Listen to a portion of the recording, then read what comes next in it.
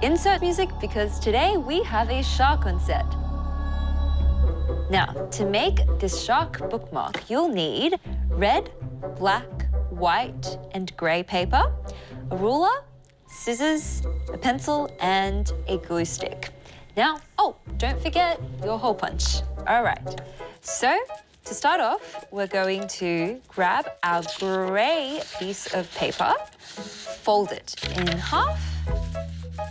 Okay, so once we've folded our paper, we're going to do our measurements. Grab your ruler and your pencil.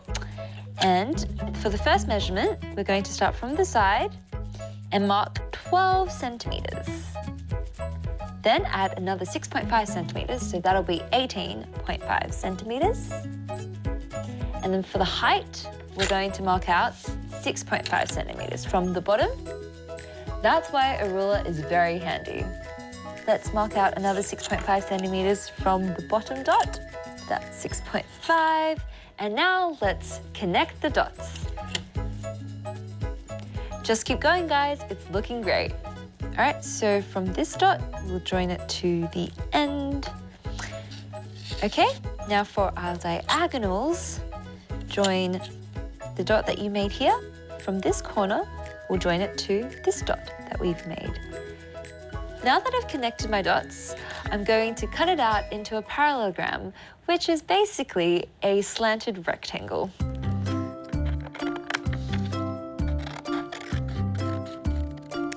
There we go. Now we've made the body of our shark. Let's just open it up.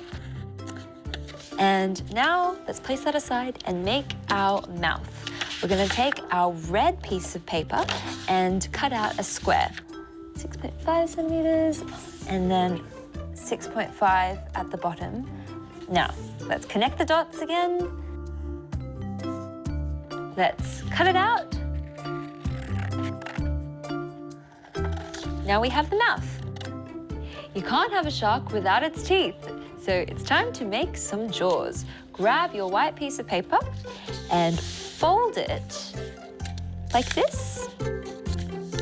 Grab your ruler and measure out approximately 12 centimeters. So that's that. Let's cut it out. Turn it around. So to make our jaws, we're going to cut out little triangles, like so.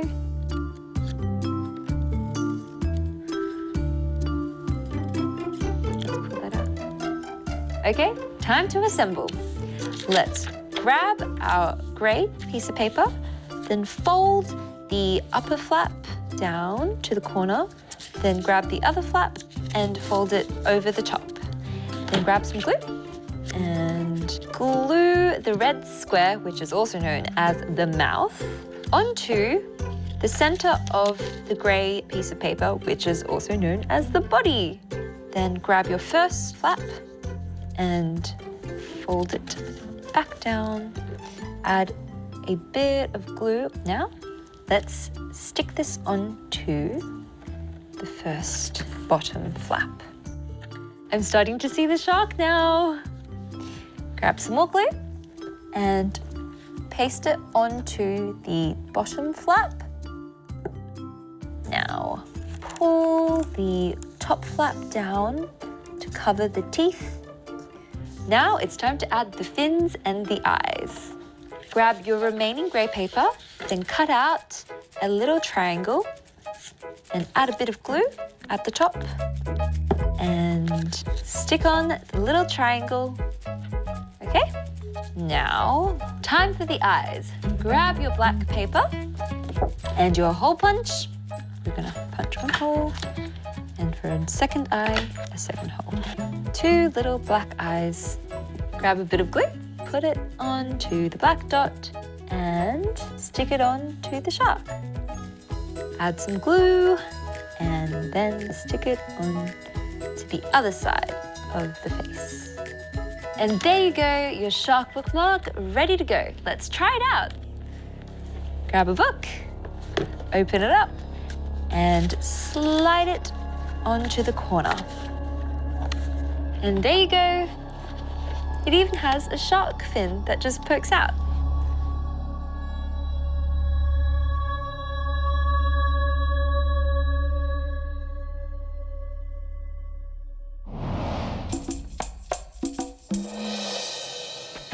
Hi, I'm Toby Whittle, and a few years ago I worked on a book, and the artwork technique was basically collage. The end papers of this book, which are these pages here, show you all the bits that I used to make these final pictures, and I'll show you today how I make this kind of image with all the leftovers that I still have in a lunchbox here. The good thing about collage is that once you've got your figures and you've painted them or drawn them and cut them out, you can put them anywhere in the picture. You don't just draw something here and it's stuck there. You can move them around until you're happy with where they are, and then you can make a scene. And these were cut out of old photos and things, just figures wandering around in the city or standing, staring. This was a piece of brown paper that was lying around, so I just did a drawing on it and cut that out, and so that can be someone sort of walking around. This is a piece of yellow paper that I just drew buildings on and then cut out as an outline, and maybe that looks nice in the background. And these were old buildings from old postcards.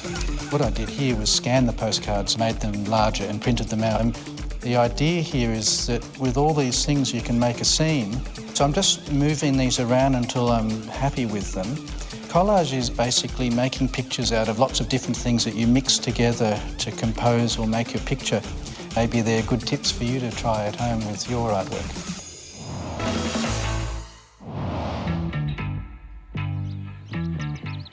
Do you have heaps of these old little toys at home and you don't use them anymore? Well, I've got a little idea on how to jazz them up. What you need is some spray paint, a mask, your old toys, a drop sheet, and an open air area because you're going to be spray painting. Now, because we're using spray paint, you will need an adult to help you with this one. Let's get started.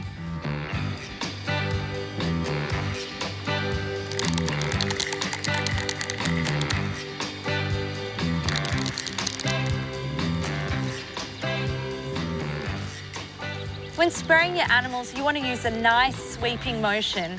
And once you've sprayed one side, wait 20 minutes and then spray the other. And now you just have to wait for them to dry.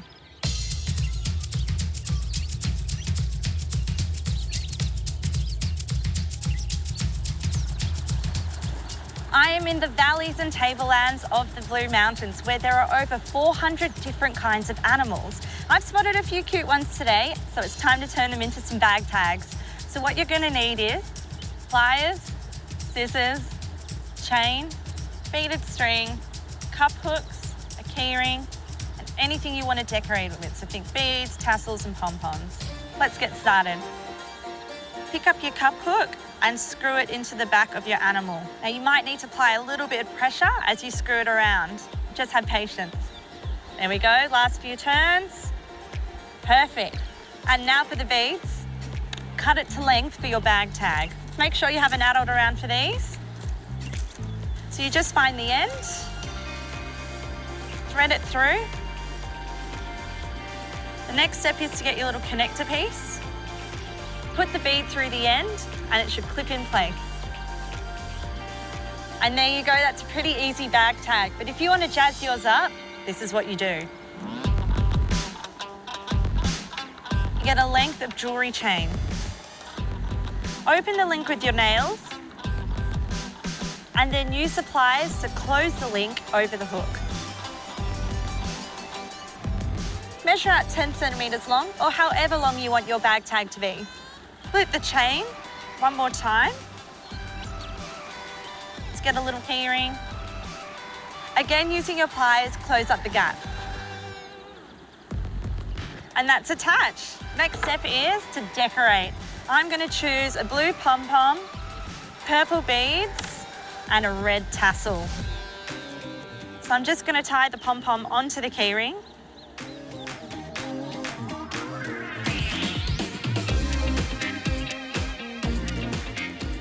And I'm just going to cut the excess strings. Okay, next the beads. Last but not least, the red tassel. And there we go, that's the last little bit. There are so many different combinations you can do with these guys, and they're gonna look fantastic on your school bag.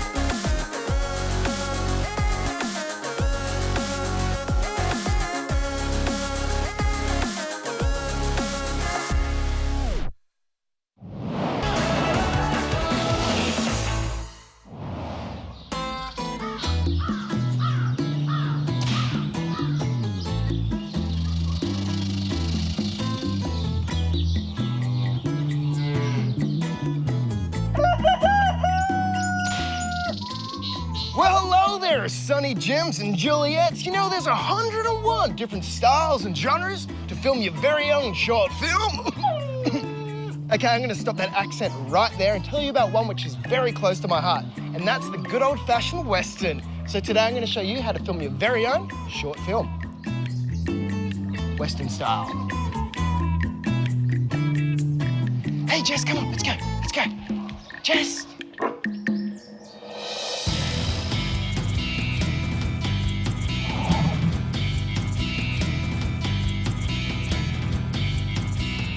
What you're gonna need is, of course, something to film it on. This could be a DSLR or a mobile phone. You also need 2 actors, you know, a cowboy and a cowgirl, a friend to help you out, and of course, some cowboy-looking clothing, like a cowboy hat or some double denim.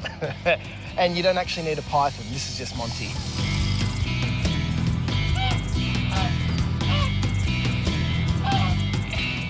Tip 1, the establishing wide shot. This will help you set your scene and tell where your characters are and what they're about to do. Now, Westerns are renowned for doing this, and they're able to say a lot without even saying a word.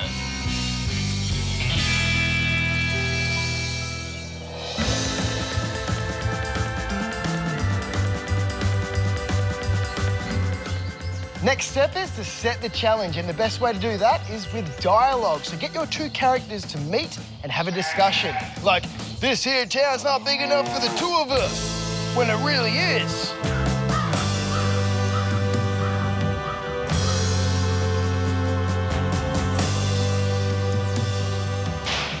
A big element in Western movies, or any movie for that matter, is of course action. This has to look realistic and be safe at the same time.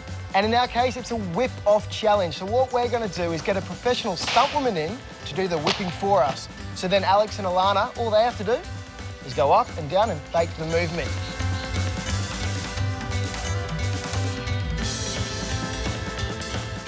And the final shot, the showdown, where our 2 characters meet, battle it out, and find out who's the champion. In our case, they're knocking this bottle of water off this ledge with a whip. Here's how we shot it.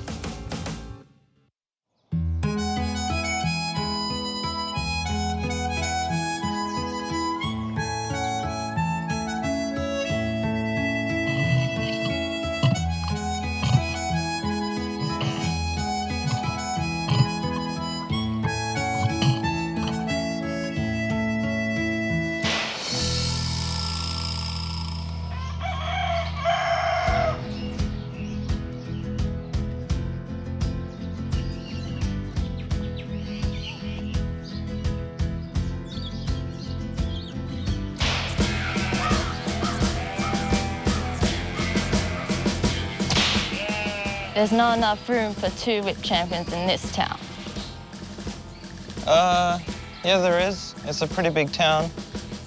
No. I'm pretty sure there is. No, not really. There is. No. There is. No. There's room. How about a whip-off then? Okay.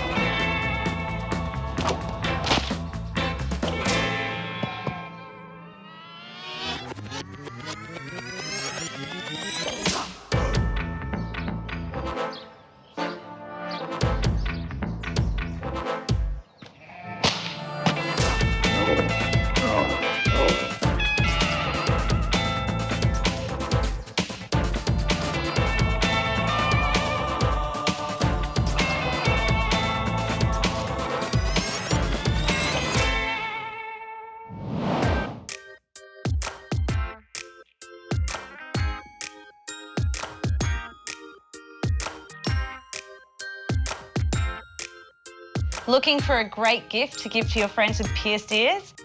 Here's what you'll need. Spray paint, a mask, drop sheet, zipper sliders, earring backings and posts, and super glue. Now we'll do some spray painting. Make sure you do this outside or in a well-ventilated area like an open garage. Once you put your mask on, spray your zipper sliders in a base colour. I'm using pink.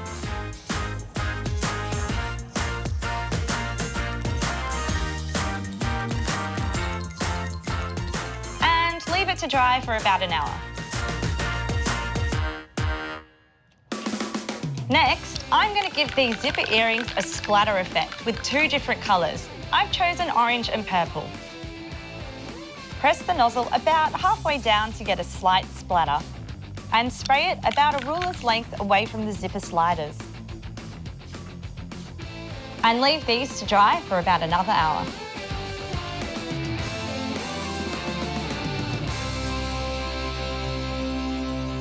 Awesome, now that these are all dry, it's time to glue the earring posts onto the back of the zipper sliders. Just put a little dab of glue on the end and centre it to the back of the zipper. Careful, it is super glue. You don't want to stick your fingers together. And we're done.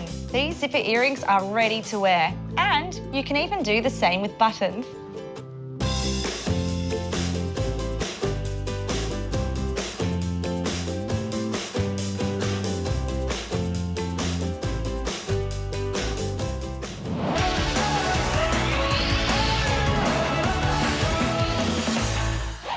I'm Annie, I'm in Year 8. I go to St Mary's Star of the Sea College in Wollongong, and I created an artist's book showing my journey to the boat harbour. My artwork doesn't have a title, it's a story within itself.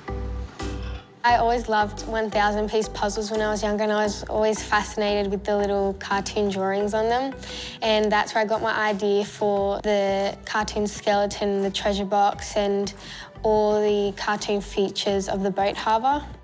So first I started with inking. I used detergent to form the texture of the ocean, and then I added salt and cling wrap to add texture and depth.